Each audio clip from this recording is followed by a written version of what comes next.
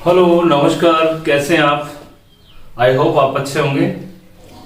Indian polity में हम लोग पढ़ रहे थे राष्ट्रपति की आपातकालीन शक्तियां, और राष्ट्रपति की आपातकालीन शक्तियों में आपने दो टॉपिक्स जो थे, आर्टिकल 352 में अब तक 3 बार आपातकाल लगा, उसमें से आर्टिकल 352 में आपने पढ़ लिया 1962 का आपातकाल, 1971 का आपातकाल। अगर आपने हमारी क्लास पूरी की नहीं देखी तो उस वीडियो को देखें ताकि आपको आगे समझ में आएगा।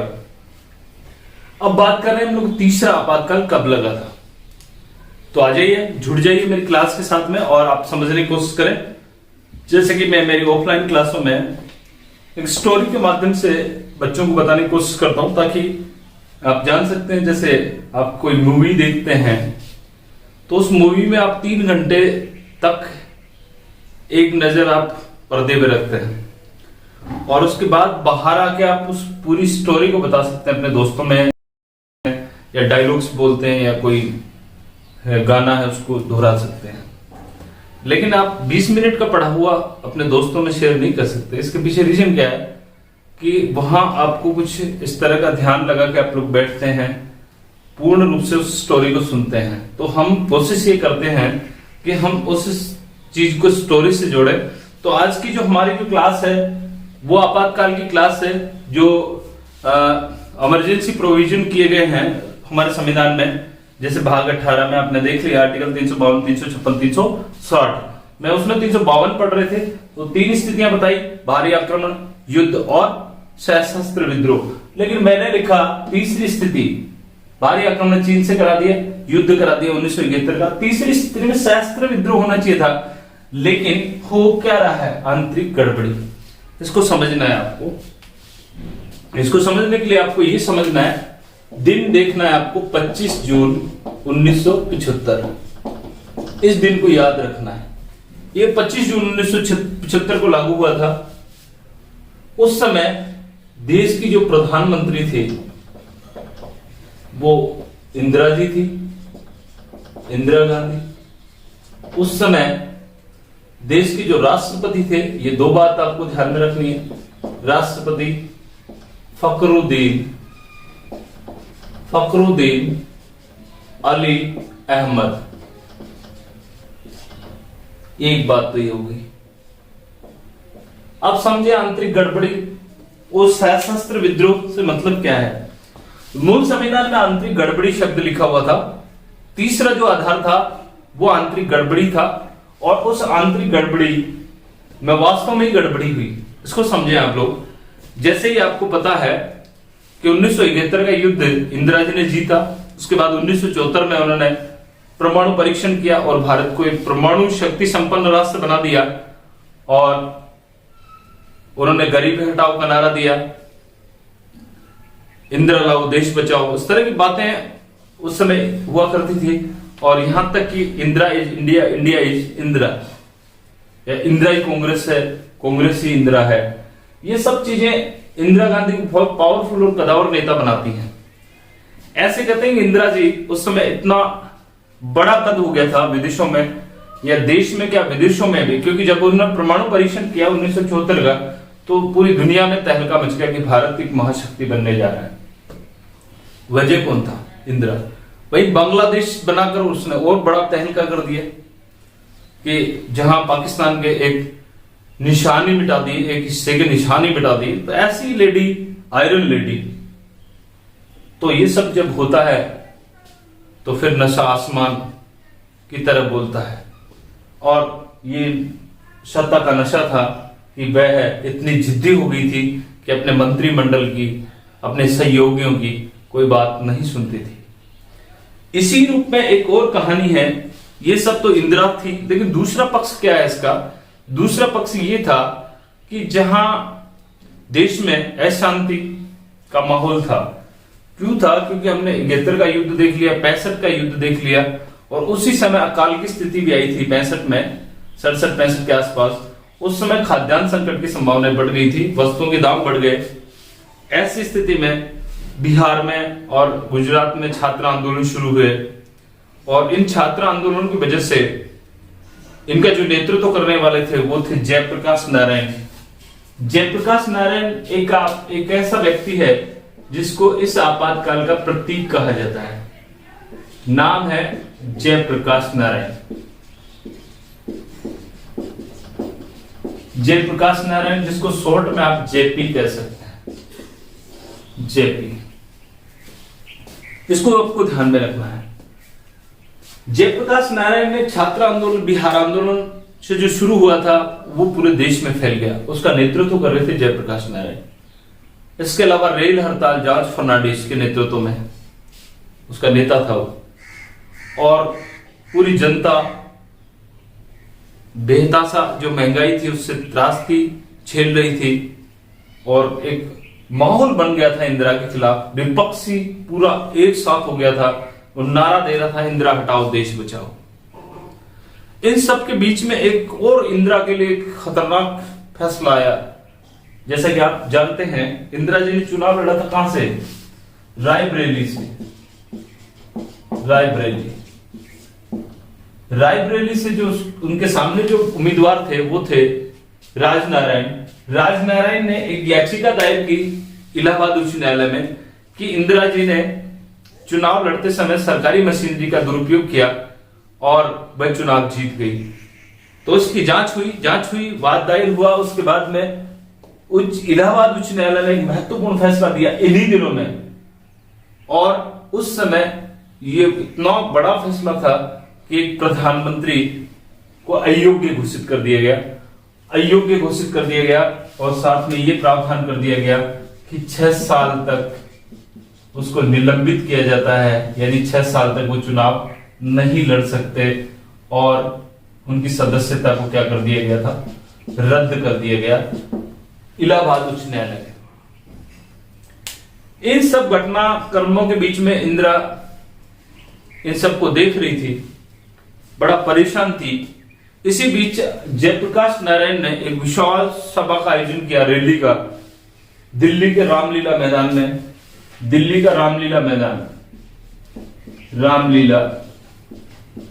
मैदान। तारीख थी 25 जून 1975 को। रामलीला मैदान में अब तक की सबसे विशाल रैली, आज तक के इतिहास में ये बताते हैं कि रामलीला मैदान में इंदिरा के खिलाफ इतनी बड़ी रैली कि लोग पैदल वहां पहुंच गए, लाखों लोग, और उसका संबोधन कर रहे थे जयप्रकाश नारायण। विपक्षी बात करें तो जॉर्ज फर्नांडिस, चौधरी चरण सिंह, मोरारजी देसाई, जगजीवन राम, यानी लगभग जितने लोग थे वो इनके खिलाफ थे। उस रैली को संबोधन किया जेपी ने, और जेपी ने बाकायदा ये नारा दिया, संपूर्ण क्रांति का नारा दिया। कुछ तथ्य जो हम लोग जो बात कर रहे हैं ये आने वाले समय में आपको कंपटीशन में मिलेंगे। जयप्रकाश नारायण संपूर्ण क्रांति का नारा दिए, और साथ में ये कहा कि सिंहासन खाली करो, जनता आ रही है। और ये भी संबोधन किया कि जितना भी सरकारी मशीनरी है, ऐसी निकम्मी सरकार जो लोकतंत्र का गला घोट रही है, ऐसी सरकार को उखाड़ फेंक देना चाहिए, उनका सहयोग नहीं करना चाहिए। ऐसी बातें वहां करेगी। ये कहते हैं कि इंदिरा उस समय एक झरोके में बैठकर ये सब सुन रही थी। उसको पता था कि अब मुझे बचाने वाला कोई नहीं है, लेकिन इंदिरा तो इंदिरा ही है, बहुत ही दूरदर्शी और कदावर नेता थी। ऐसे कहते हैं 25 जून 1975 को उसके कुछ खास लोग, जिसमें उनके पुत्र थे संजय गांधी जी, वो उनके साथ में थे, और उन्होंने बैठकर एक बहुत महत्वपूर्ण निर्णय लिया। और उस समय जो राष्ट्रपति थे फखरुद्दीन अली अहमद, हालांकि मंत्रिमंडल को पता नहीं था, और इंदिरा जी ने फखरुद्दीन अली अहमद को ऐसे कहते हैं टेलीफोनिक सूचना दी कि आपातकाल की घोषणा करें, क्योंकि देश में माहौल खराब है और देश की एकता और अखंडता को नुकसान हो सकता है। 25 जून 1975 को आपातकाल की घोषणा हुई। 26 जून 1975 को जब दिन निकला तो लोगों को पता चला, आकाशवाणी के जरिए, टेलीविजन के जरिए इंदिरा ने संबोधन किया कि मेरे देशवासियों, मुझे ये सूचना है कि जो विपक्ष है वो विदेशी ताकतों से मिला हुआ है और एक चुनी हुई सरकार को गिराने में लगा हुआ है, और देश की एकता और अखंडता को नुकसान है, इसलिए इमरजेंसी लागू करना जरूरी था। देश में आंतरिक गड़बड़ी की संभावना है। आधार क्या माना गया? आंतरिक गड़बड़ी, और आपातकाल ठोक दिया गया। ऐसे कहते हैं रामलीला मैदान से जिस तरह से आपने पहले देखा होगा बाबा रामदेव को रात को नींद में उठा ले गए थे, उसी तरह से 1,11,000 लोगों को जेल में ठूस दिए गए रातों रात। और 11,000 जो बड़े नेता थे जो इंदिरा के खिलाफ आंदोलन ले बैठे थे, उनको ऐसी जगह डाल दिया, अंडमान निकोबार द्वीप समूह, ऐसी जगह डाला जहां भूमिगत कर दिया गया जिनको खुद को पता नहीं कि मैं कहां पड़ा हूं। इस तरह से ये 25 जून 1975 में आपातकाल लगा और इस आपातकाल के जरिए इंदिरा ने ये सिद्ध कर दिया कि इंदिरा इज इंडिया। और इस दिन को विपक्ष काले दिन के रूप में मनाता है कि यहां लोकतंत्र का गला घोटा गया। 25 जून 1975 को जब आपातकाल लगा, उस 25 जून 1975 के आपातकाल के दौरान जब इंदिरा ने तो आंतरिक गड़बड़ी से इंदिरा जी ने जो काम किया उसमें क्या क्या अमेंडमेंट किया, तो उसमें सबसे पहली बात तो ये है कि 42वां संविधान संशोधन किया। 42वां संविधान संशोधन 1976। आपातकाल के दौरान जो सबसे इंपॉर्टेंट काम किया है इंदिरा ने, वो था 42वां संविधान संशोधन। 42वां संविधान संशोधन करके वो क्या करना चाह रहे थे, वो अपने आप को बचाना चाह रहे थे। तो ये कह सकते हो आप सबसे पहली बात तो कि अब तक का सबसे विवादास्पद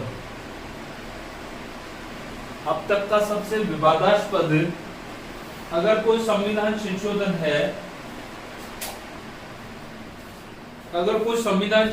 है, तो वो है 42वां संविधान संशोधन। तो अगर आपसे पूछे कि सबसे विवादास्पद संशोधन कौन सा, 104 संविधान संशोधन हो गए अभी तक, उसमें 42वां संविधान संशोधन जो था वो सबसे विवादास्पद था। क्यों था, इसके पीछे देखिए आप लोग ये समझ सकते हैं कि उस समय पूरा विपक्ष जेल में था, आपातकाल देश में लगा हुआ था और इस आपातकाल के दौरान सबसे बड़ा, अब तक का सबसे बड़ा, इसलिए इसको मिनी संशोधन भी कहते हैं, मिनी संविधान संशोधन, या ये कह सकते हैं मिनी संविधान भी कह सकते हैं, मिनी संविधान भी इसको कह सकते हैं। इतना बड़ा संशोधन था। क्या क्या संशोधन किया इसमें उन्होंने, देखिए आपातकाल के दौरान सभी लोग जेल में थे इसलिए मनमर्जी से काम किया। तो यहां पहला काम तो उन्होंने ये किया कि जो लोकसभा है और विधानसभा, लोकसभा और राज्य विधानसभाओं के जो कार्यकाल उनको बढ़ाकर 5 वर्ष से बढ़ाकर कितना कर दिया गया, 6 वर्ष कर दिया गया। यानी एक बार में 1 वर्ष को बढ़ाया जा सकता है, अगली बार अगर 1 साल में बढ़ाया तो आगे भी बढ़ाया जा सकता है। ऐसा उन्होंने 42वें संविधान संशोधन में कर दिया। और दूसरी बात क्या करी, दूसरा उन्होंने एक और प्रस्ताव पारित कर दिया कि प्रधानमंत्री व राष्ट्रपति के निर्वाचन को चुनौती नहीं दी जा सकती। क्यों किया ऐसा, क्योंकि अभी आपने देखा होगा इलाहाबाद उच्च न्यायालय ने इनके निर्वाचन को अवैध घोषित कर दिया, तो एक रास्ता निकाल लिया उन्होंने। और इसके अलावा बहुत सारे संशोधन किए गए। उस संशोधन में जैसे आपका प्रस्तावना में 42वें संविधान संशोधन के द्वारा समाजवादी पंथ निरपेक्ष अखंडता जोड़ा गया, डीपीएसपी में कुछ जोड़ा गया। इस तरह से ये बहुत बड़ा क्या था, संशोधन था। और इस संशोधन के जरिए उन्होंने ऐसा कुछ तो किया ही किया, साथ में मौलिक अधिकारों को लेकर बहुत नुकसान पहुंचाया, लोगों को बहुत पीड़ाएं दी उन्होंने और अपने आप को तानाशाह साबित करने की कोशिश की। और ये जो आपका जो चला था वो 1971 वाला जो आपातकाल था वही आगे तक चला, 1971 से लेकर 1977 तक ये चला था। कौन सा, ये जो आपातकाल चला।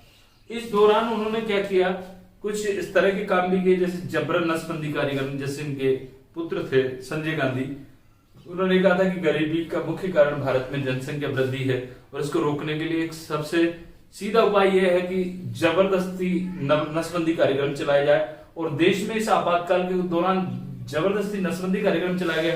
जैसे आप जान सकते हो कि जैसे आपके अभिभावक उस समय 1975 में अगर समझदार हैं तो उनसे आप लोग पूछ सकते हैं कि एक टीम गांव में आया करती थी और उन्होंने खोजा करती थी, पकड़ा करती थी लोगों को, जबरन नसबंदी कार्यक्रम चलाया गया। इन सब के बीच में ये आपातकाल और इंदिरा जी का जो मामला था वो आपने देखा, और इस तरह से बहुत कुछ उन्होंने ऐसा किया जिसकी वजह से लोगों को इंदिरा के बारे में ये सोचना पड़ा कि इसका विकल्प कौन हो सकता है। और विकल्प के रूप में जब 1977 में आपातकाल को हटाया गया और 1977 में जब चुनाव करवाए गए, 1977 में जब चुनाव करवाए गए, आम चुनाव हुए, तो परिणाम कैसे होंगे? आश्चर्यचकित होंगे। पहली बार गैर कांग्रेसी प्रधानमंत्री बने मोरारजी देसाई। पहले गैर कांग्रेसी प्रधानमंत्री बने, यानी अब तक आप लोग देखें 1952 में पहला आम चुनाव हुआ, उससे लेकर अब तक देश में कांग्रेस की सरकार बनती आ रही है। पहले जवाहरलाल नेहरू प्रधानमंत्री बने, 1964 तक वो प्रधानमंत्री रहे। 1964 में उनकी अकस्मात मृत्यु हुई, वो प्रधानमंत्री रहे, सबसे लंबा कार्यकाल अब तक का उन्हीं का है। उसके बाद में लाल बहादुर शास्त्री को प्रधानमंत्री बनाया गया। 64 में बहुत कम समय वो प्रधानमंत्री रहे, ताशकंद में उनका निधन हो गया। उसके बाद में इंदिरा जी प्रधानमंत्री बने, कुछ कार्यवाहक प्रधानमंत्री गुलजारीलाल नंदा से और बने, लेकिन फिर लंबे समय तक इंदिरा जी प्रधानमंत्री बने। और इंदिरा के बाद में देखिए कहां से 52 से 77 तक, यानी इंदिरा प्रधानमंत्री और उसके कांग्रेस के प्रधानमंत्री रहे सभी। ये पहला जो प्रधानमंत्री था, पहला गैर कांग्रेसी प्रधानमंत्री, जो जनता पार्टी, उस समय एक गठबंधन नुमा सरकार बनी थी। जनता पार्टी में बहुत सारे लोगों ने मिलकर एक महागठबंधन बनाया था और उसका नेता मोरारजी देसाई था। और इस मोरारजी देसाई की सरकार में दो उप प्रधानमंत्री थे,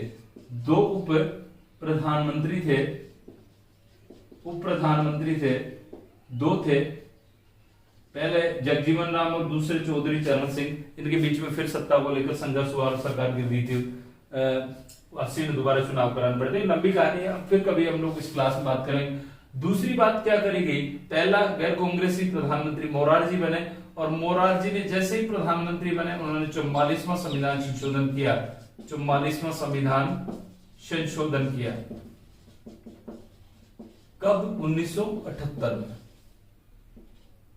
1978 में देखिए, अभी हमने 42वां संविधान संशोधन विवादास्पद बताया।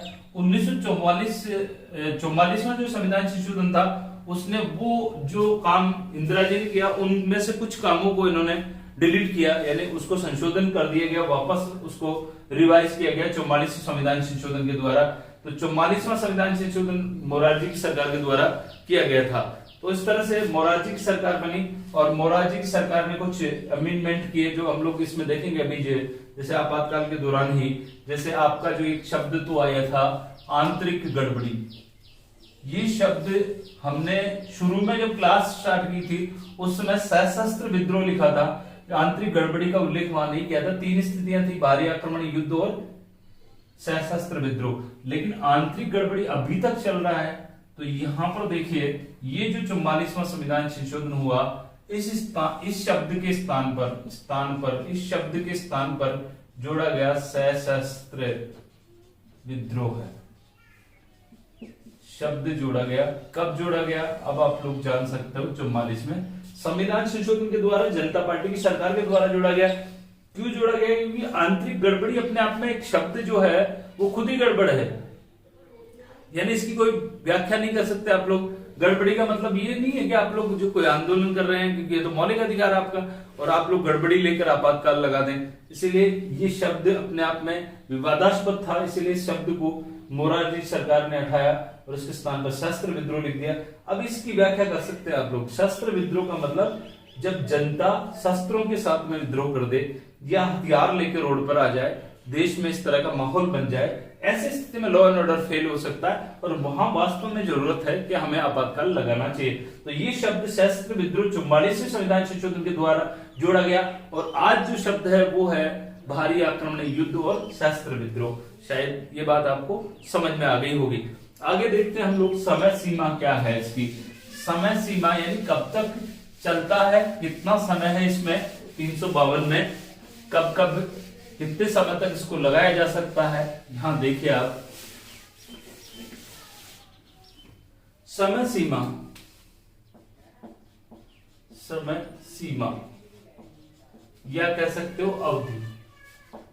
अवधि समय सीमा में शुरू में हम बात करें तो शुरू में 1 माह है।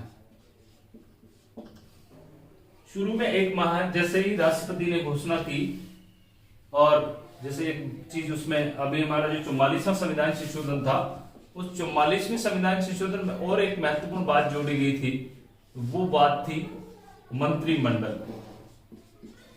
मंत्रिमंडल देखिए यहां आप लोग ये भी ध्यान रखें, मंत्रिमंडल शब्द का प्रयोग भारत के संविधान में एक जगह हुआ है और आर्टिकल 352 में।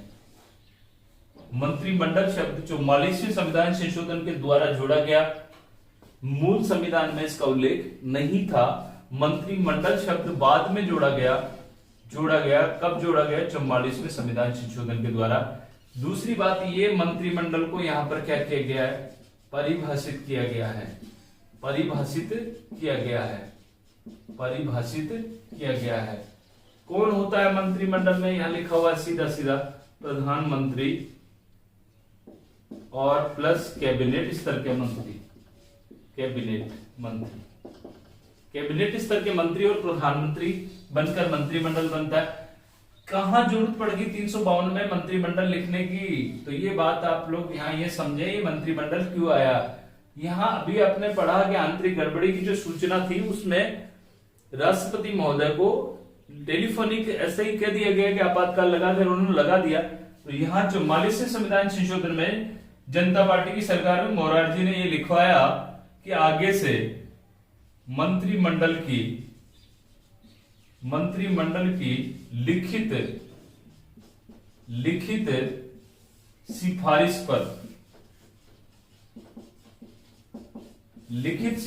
पर ही राष्ट्रपति आपातकाल की घोषणा करेंगे। ये बात लिख दी गई कहां पे? 44वें संविधान संशोधन के तहत आर्टिकल 352 में। 352 में मंत्रिमंडल शब्द परिभाषित किया गया और एक बारी आता है। मंत्रिमंडल और मंत्रिपरिषद में अंतर क्या है, ये हम आगे की कोई क्लास जब हमारा प्रधानमंत्री पढ़ेंगे उस समय हम लोग इसको विस्तृत रूप से पढ़ेंगे कि मंत्रिमंडल अलग है और मंत्रिपरिषद अलग है। अभी तक मंत्रिपरिषद की सिफारिश थी, यहाँ मंत्रिमंडल शब्द लिखा हुआ है और मंत्रिमंडल अब लिखित में देगा, तब जाके राष्ट्रपति शासन लागू आपका आपातकाल लागू किया जा सकता है। अब देखिए, अब आते हैं हम लोग शुरू में यहां हम बात कर रहे थे कि उसकी अवधि कितनी होती है। तो अवधि में शुरू में 1 माह है, उसके बाद में संसद अनुमोदन के द्वारा, संसद के अनुमोदन से 6 माह तक बढ़ाया जा सकता है। 6 माह तक संसद अनुमोदन कैसे करेगी ये भी आप लोग देख लें। विशेष बहुमत का मतलब यह है सदन का कुल सदस्य संख्या प्लस उपस्थित और मतदान करने वालों का 2/3 बहुमत से दोनों सदन उसको पारित करते हैं कि आपातकाल जारी रहना चाहिए, तो वो 6 माह तक बढ़ सकता है। उसके बाद फिर अगर आप लोगों को बढ़ाना है तो फिर संसद अनुमोदन से क्या करेगी, 6 माह तक बढ़ाएगी। तो ऐसा करके आप लोग अनिश्चित काल तक इसको बढ़ा सकते हैं।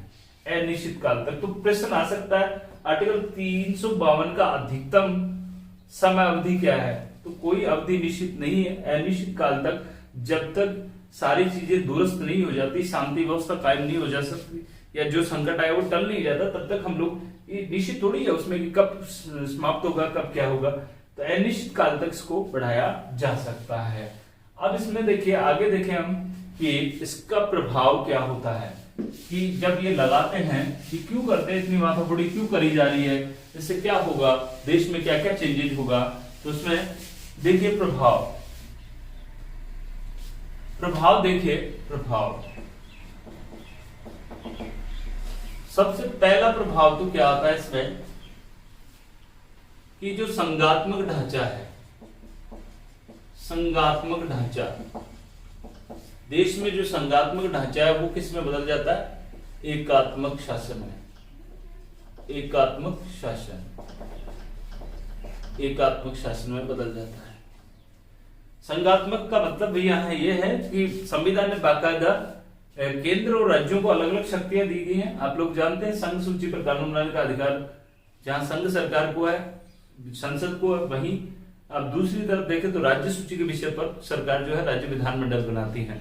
लेकिन जैसे ही देश में आपातकाल लागू होता है, आर्टिकल 352 आ जाता है, तो संघात्मक ढांचा हट जाता, समाप्त हो जाता है, उसके स्थान पर एकात्मक शासन, यानी पूरा देश का शासन एक केंद्र सरकार के पास चला जाता है, यानी राष्ट्रपति पावरफुल हो जाता है, यानी केंद्र सरकार पावरफुल हो जाती है और पूरे देश में एकात्मक, यानी वहां से पूरे देश का शासन संचालित होता है। क्योंकि अब हमें विदेशी आक्रमण हुआ तो हमें विदेशियों के साथ में लड़ना है ना, तो पूरा देश एक होगा, तो एकात्मक लक्षण, इसीलिए तो कहते हैं भारत के संविधान की मुख्य विशेषताओं में संघात्मक में के साथ में एकात्मक लक्षण आ जाते हैं जब हम विपत्ति में होते हैं।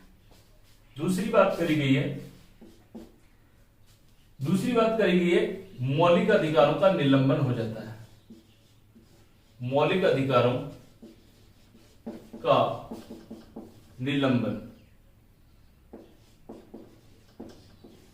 निलंबन हो जाता है। मौलिक अधिकारों का निलंबन का मतलब आप मौलिक अधिकारों की मांग नहीं कर सकते उस समय। इसके लिए दो आर्टिकल और आपको याद रखने हैं, 358 और आर्टिकल 359, जो किस बात की करते हैं, मौलिक अधिकारों के निलंबन की बात करते हैं। देने वाले तो आर्टिकल आप लोगों ने पढ़े हैं, कहा 12 से 35 में पढ़ लिया था, लेकिन यहां पर आर्टिकल 358 और 359 जो है मौलिक अधिकारों को निलंबन की बात करता है। किसके लिए, जब आपातकाल लगा होता है। तो आर्टिकल देखिए, आर्टिकल आपका 358 ये कहता है कि जैसे ही देश में आपातकाल लागू होगा तो सभी मौलिक अधिकार निलंबित हो जाएंगे, सभी मौलिक अधिकार निलंबित हो जाएंगे।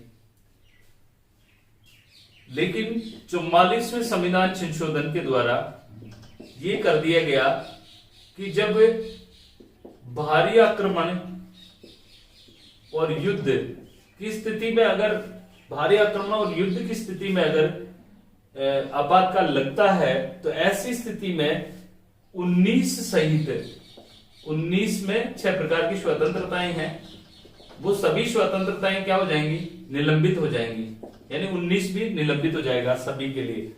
लेकिन अगर मान लीजिए, अगर 44वां संविधान संशोधन ये कहता है अगर कारण सशस्त्र विद्रोह है, विद्रोह है, एक ही बात ध्यान में रखनी है, कारण सशस्त्र विद्रोह है, तो 19(1) जो है उसमें 6 प्रकार की स्वतंत्रताएं जो है वो क्या नहीं होंगी, निलंबित नहीं होंगी, ये ध्यान रखना है बस। इसमें बात लिखी गई है 359 जो कहता है, 358 ये कहता है कि 19 सहित सभी मौलिक अधिकार क्या हो जाते हैं, निलंबित हो जाते हैं। लेकिन 44वें संविधान संशोधन के द्वारा ये कह दिया गया कि सशस्त्र विद्रोह के जरिए अगर मान लीजिए आपातकाल लगता है तो 19 बचा रहेगा, बाकी सारे क्या हो जाएंगे, समाप्त हो जाएंगे।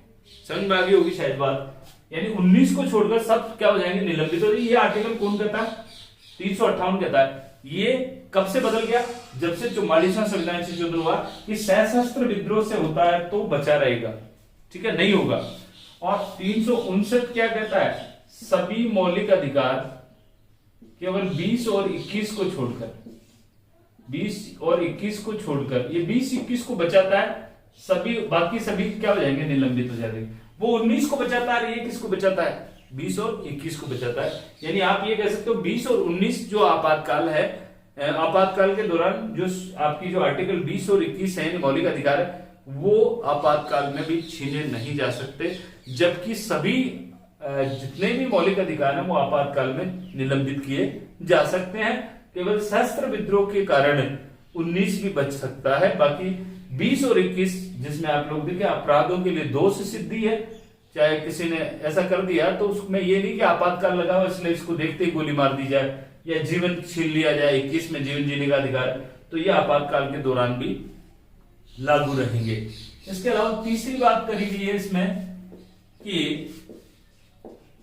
केंद्र जो है वो राज्य सूची के विषय पर कानून बनाना शुरू कर देगी, यानी संसद कानून बनाएगी किसके ऊपर, जो राज्य सूची का जो विषय है। तो ये आपका टॉपिक यहाँ लगभग समाप्त होने को है। एक बात और इसमें बची कि इस आपातकाल को आपको समाप्त कैसे करेंगे। समाप्त करने के लिए लोकसभा में साधारण बहुमत से, लोकसभा में कुल सदस्य संख्या का 1/10 सदस्य अगर ये अनुमति देते हैं, सिफारिश करते हैं, तो उसको हटाया जा सकता है। अगर लोकसभा नहीं है तो राज्यसभा ऐसा कर सकती है और राज्यसभा के द्वारा भी इसको हटाया जा सकता है, या राष्ट्रपति भी ऐसा कुछ कर सकते हैं कि अब इसकी आवश्यकता नहीं है। इसके अलावा क्या आर्टिकल 352 में जो आपातकाल लगता है समीक्षा के दायरे में आता है? हाँ, न्यायिक समीक्षा हो सकती है, ये भी आपको ध्यान रखना है। तो इस तरह से आर्टिकल 352 बहुत बड़ा था इसमें प्रावधान, क्योंकि इससे संबंधित हमने सभी जो भी विषय थे उन पर डिस्कस किया, कहां कहां से प्रश्न बनते। इसके अलावा शायद कोई प्रश्न नहीं बनेगा, तो आप लोग इस पूरी कहानी को याद रखें, बार बार इसको देखें। मुझे सुना इसके लिए आपको बहुत बहुत धन्यवाद। फिर मिलते हैं आर्टिकल 356 के साथ में। तो सबसे विवादास्पद संविधान संशोधन कौन सा था? 42वां। तो सबसे विवादास्पद आर्टिकल कौन सा आएगा? आर्टिकल 356। तो जरूर आप लोग 356 का वेट कीजिए, अगली क्लास हमारी होगी। इस मेल को सुना इसके लिए आपको बहुत बहुत धन्यवाद।